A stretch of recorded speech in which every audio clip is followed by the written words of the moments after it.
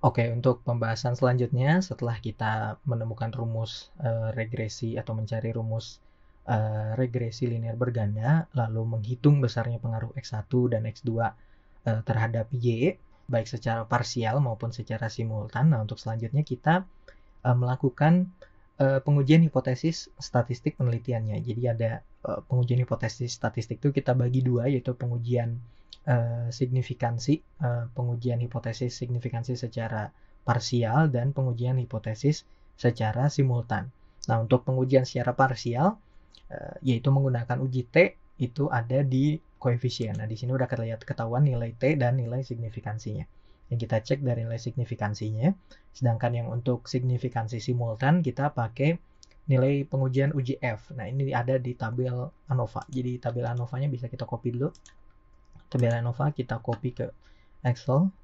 Nah, saya di sini kita Ctrl V. Nah, yang kita pakai ini aja sebenarnya, nilai F-nya gitu.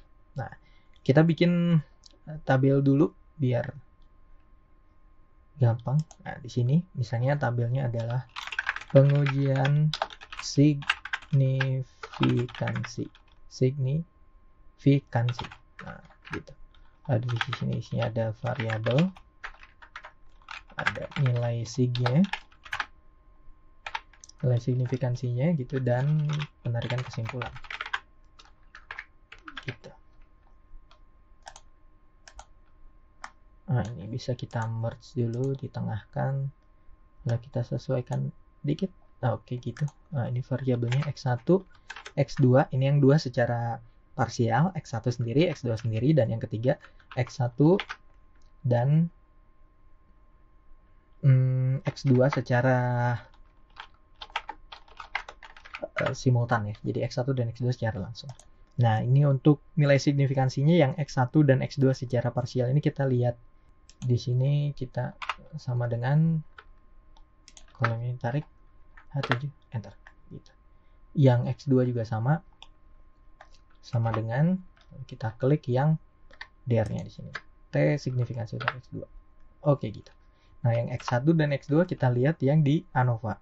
Nah, signifikansinya di sini ya, di H3. Nah, ini kita enter.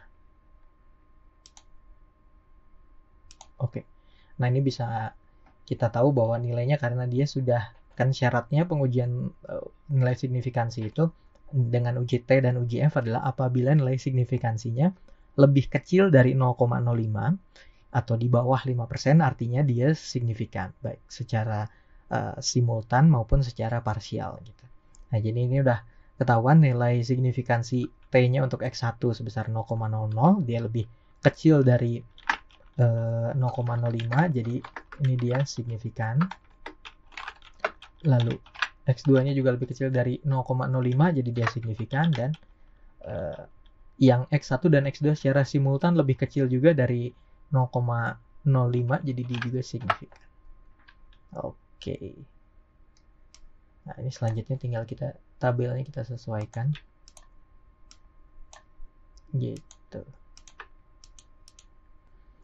Jadi karena dia besarnya pengaruhnya sudah kita tahu bahwa besarnya pengaruhnya sebesar 19,1% untuk X1, besarnya pengaruh X2 sebesar 46,7%, dan besarnya pengaruh X1 dan X2 secara simultan terhadap Y-nya sebesar 65,9%. Nah, setelah kita tahu besarnya pengaruh, kita juga tahu bahwa pengaruh X1 terhadap X2 itu signifikan. Pengaruh X1 terhadap Y itu signifikan. Pengaruh X2 terhadap Y juga signifikan. Dan pengaruh X1 dan X2 secara simultan terhadap Y juga signifikan. Begitu kurang lebih. Selamat mencoba. Assalamualaikum warahmatullahi wabarakatuh.